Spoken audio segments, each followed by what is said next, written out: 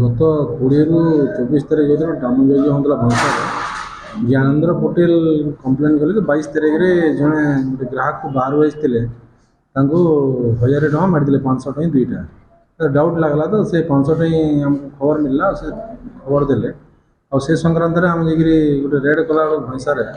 जनकर घर हूँ वरुण पनुआ बोलिकी घरे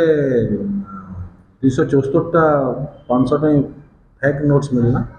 और से आधार में आम गोटे केस कलु और एसपी प्रत्यक्ष तत्वावधान गोटे आम रेड कलु देवगाँ अंडर गोटे बंधवाल अंचल सेनु गोटे रोहित बस्तिया करें लोक धरा है से जी की सप्लाय करते से दुई जन मिसिक 500 टଙ୍କା तैयारी करी रोहित और वरुण पनुआ मिसिक फेक नोट्स बाजार में दौले और से संक्रांत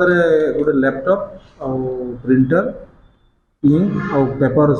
सीज हो 274टा फेक नोट्स 500 टଙ୍କା सीज हो गोटे case 106 number case Patnagarh Sankrant 467, 68, 468, 471, 489 A, B, C and 120 B और दुई एक्यूज वरुण पनुआ और रोहित बस्तिया अरेस्ट होती आज से कोर्ट फरवर्ड हो।